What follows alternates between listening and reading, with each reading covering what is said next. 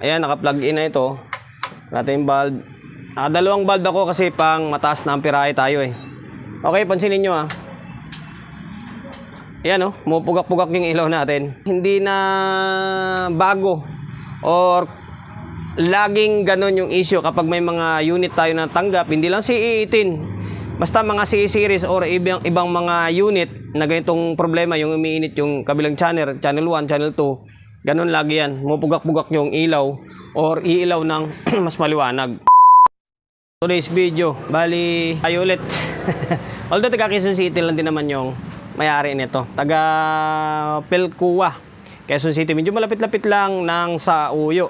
Trident na CE18 na power amplifier. Okay, ito na naman ulit tayo. Trident na naman, and then CE series na naman tayo ulit. Dinala to dito sa atin. Ang issue ay, alam nyo naman, ang issue nito lagi, umiinit yung either channel 1 or channel 2. Yan, channel 2 yata yung sinabi sa akin nito. Hindi ko lang gano'ng matandaan. Unang-una sa lahat, siyempre magpapasalamat, and then magsha-shoutout tayo sa may owner nito or may-ari nito. Maraming salamat sa pagkakatiwala ng unit mo rito sa akin, sir. And then shoutout sa inyo na tayo pinagkakatiwalaan na gawin yung unit nila. Umiinit yung isang channel 2 or channel 1, basta umiinit yung isang channel. Bago pa lang, mga nasa 1 year pa lang niya nabili ito, and then nagka-problema na. Ito yung issue natin for today's video na sana magawa natin ng maayos, and then may balik natin sa dati yung unit ni sir. Yun, bago natin simulan to, siyempre promotion muna tayo agad. Sa mga hindi pa nakapag-follow, paki-follow, and then siyempre paki-share ng mga walang kwentang video natin sa my Facebook, YouTube channel. Sa mga hindi pa nakapag-subscribe, paki-subscribe, like, share, and then siyempre paki-hit ng bell button sa gilid para updated ka sa mga susunod na video na i-upload ko. So ngayon, bali papakita ko muna sa inyo na ganun nga yung issue, and then ano yung kinaibahan ng good and then may problema gamit yung maywagang bumbilya natin. Paplugin natin, pakita ko sa inyo na meron siyang issue. Sa mga nakasubaybay lagi ng vlog natin, mga video natin, is alam na nila yan kung paano ko siya gawin or anong proseso yung ginagawa ko. Ayan, naka-plug in na ito. Natin yung bulb. Dalawang bulb ako kasi pang mataas na amperahe tayo eh. Okay, pansinin nyo Ayan pumupugak-pugak yung ilaw natin. Hindi na bago or laging ganun yung issue kapag may mga unit tayo na tanggap. Hindi lang CE18, basta mga CE series or ibang mga unit na ganitong problema, yung umiinit yung kabilang channel 1, channel 2. Ganun lagi yan, pumupugak-pugak yung ilaw or iilaw ng mas maliwanag. Kapag ganyan yan, may problema yan. In case na ito 20 mo yan rekta, wala pang isang minuto niyan, sobrang init na ng casing nito. Hanggang sa magpo-protect na yan. Basta sinasabi ko, either channel 1 or channel 2. So ngayon, baklasin ko muna itong takip, and then tingnan natin kung alin yung may problema ng channel para sigurado tayo.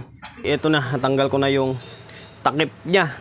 Sa mga hindi pa nakakita ng laman ng CE18 na Trident, eto. Meron siyang 3, 6, 9, 12 dosing capacitor na 22 by 100. 100 ba to? Okay, 100. 63 lang. 63 volts by 22,000. Kapag binuksan mo to or lagarin mo to, pupusta ko yung kapitbahay ko, sigurado maliit yung laman nito. Natunog pa lang yun. Kaya mo na, hindi natin pakilaman yan. Focus tayo sa goal natin. Ayan, output na ginamit is C5200 and then A1943. 1, 2, 3, 4, 5, 6, 7, 8, 9, 10. 11 kasama yung drive nya. 11 pares kabilaan channel. Okay, ngayon ang sabi ni sir is channel 2 yung may problema. So ngayon baklasin natin itong channel 2 muna para malaman natin kung magiging good yung channel 1. Ayan, naklas na natin yung supply nya. Okay, tignan natin. Nag-normal nga. Ayan nag-normal yung bulb natin, nawala yung ilaw, hindi na siya pumupugak-pugak. And then naging normal rin dito. Pati yung andar ng fan bumilis na. Okay, ang may problema nga talaga is channel 2. Pinaklas natin, channel 1 is naiwan. So ngayon, sukatan muna natin. Kuhanin muna natin yung bias dito, kung ano yung bias, para meron tayong reference mamaya kapag i-fix bias natin siya. Alam mo na yung tester natin. So ngayon, ito na yung tester natin. Sa mga nagagalit sa tester natin na kuno, palitan na natin, pagpasensyahan nyo na. Napamahal na sa akin yung tester natin. Nagumagana pa naman siya Okay. Ultimo tester natin, binabash tayo. Ito, sukat tayo rito. Tingnan natin kung ano yung bias niya.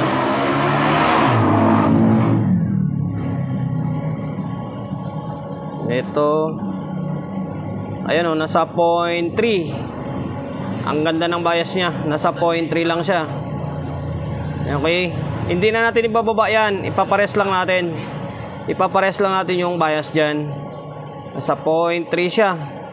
Opo na natin to. Ang maganda ng bias nito, hindi siya mataas, hindi siya maabot ng mga 0.4 o 0.5, nasa 0.3 lang siya.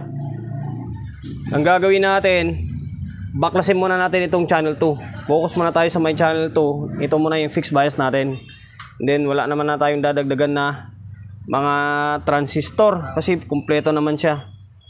Baklasin ko muna ito and then i-fix bias natin. Nabaklas ko na yung board ng channel 1. Sa mga hindi pa nakakaalam, yung parts na ginamit dito sa may iMix na CE18, iMix ba or Trident? Trident iMix, isa lang din naman yan. Naka-SMD part siya. Ayan. Yung value ng trimmer na nilagay is 302, 3K. 3K siya.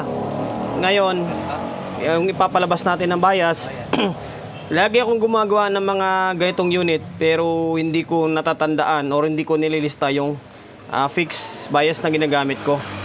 Mas maganda na hindi mo ilista, may trill. 302, try ko munang isagad ng mga try ko ng 2.7 kung magiging pares sa may kabilang channel. 2.7, try natin. Tanggalin ko lang muna ito and then maglalagay ako ng 3 at 2.7. Natanggal and then napalitan ko na ng resistor yung trimmer natin. Ito yung trimmer 302. Inulit ko 302, 3K. Naka-indicate naman sa may board 3K lang naka-indicate. Ngayon, nilagay natin is 2.7. Yan. Bali, hindi ko na muna ibabalik. Pwede naman magkuha ng bias na hindi nakabalik Dito na lang muna. Ito yung sinalpak natin, yung mga mataas na voltahe muna, yung mga maliliit na voltahe, hindi yung mga kabli is nakahang. Dito muna tayo. Okay. Kabila is nakasalpak din yan. Natin.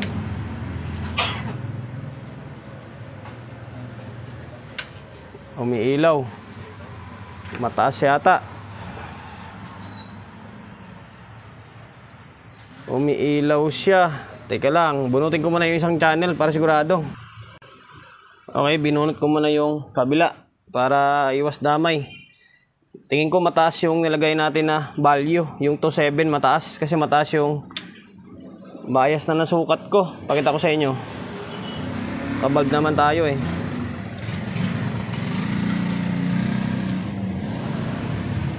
Ayan mataas, nasa 0.7 na siya Kaya umilaw yung bulb natin. Mataas, mataas. Kakalibrate ulit tayo. Ayan 2.7 na yan. Ay, 2.7. Nasa 0.7 na yan. Ulit. Maligam-gam na siya Ang gagawin natin, palitan natin to. Nasa 0.7 yung 2.7. Try natin i-karga sa may 2K.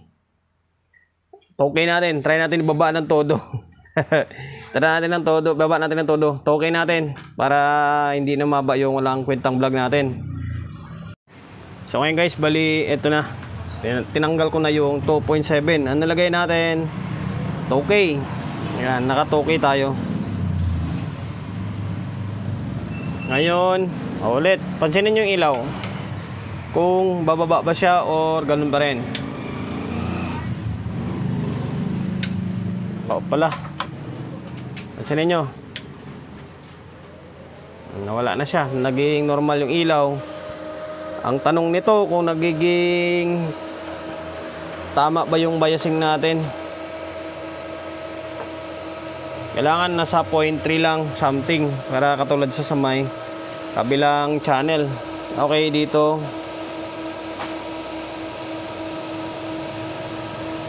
ayun sa polo. Okay, di ba pares na pares sa may kabila nasa 0.3 lang.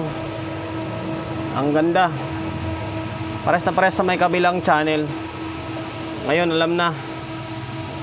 Ayan sa may kabila, sukatan natin kung pantay.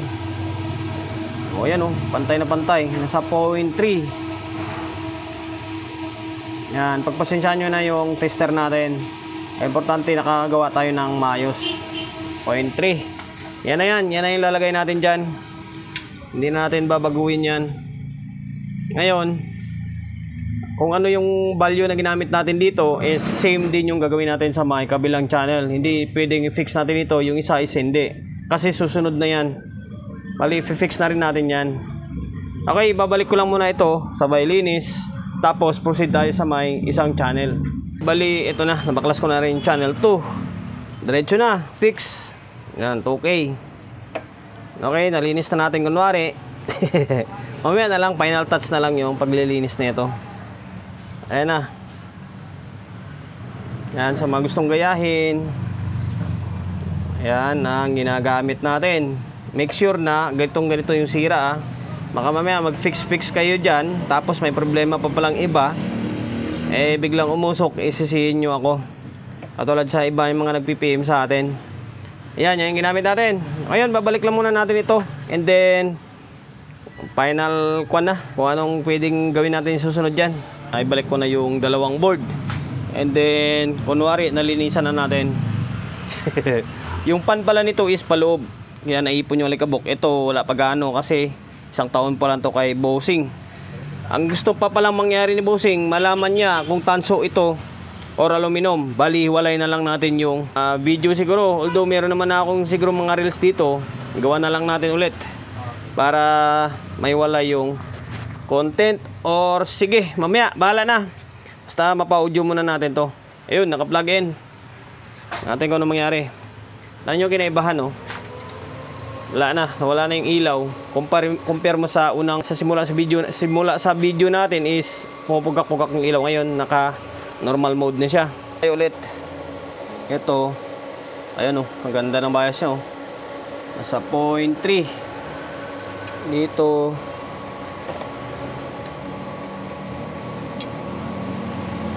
Same lang yan syempre. Ayan.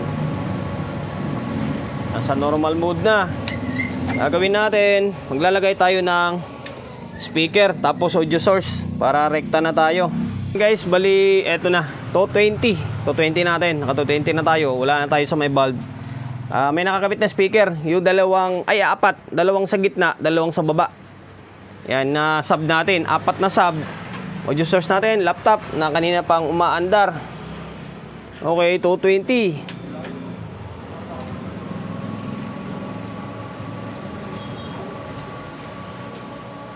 Ato 20 na tayo. Channel 1.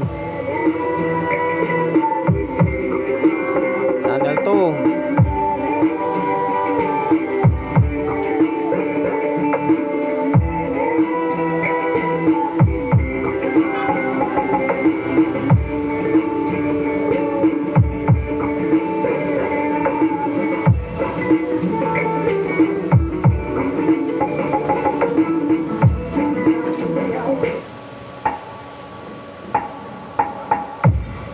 Channel 1, Channel 2, aux pa, pati control, walang problema, walang kasabit-sabit, okay na okay. Ayun, hindi na uminit to. Wala nang init-init ito. Gusto nyo bang makita? Teka lang. Meron tayo ritong thermal scanner, birahin natin ito. Kung ano yung init nya. Ayun 36. Walang kainit-init. 36 lang. Ito Oh, wala na kainit-init oh. Parehas na 36. Pero lagyan natin ng audio bago natin siyang birahin. Okay.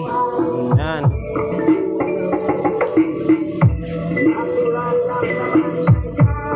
Ayan, 36. Okay.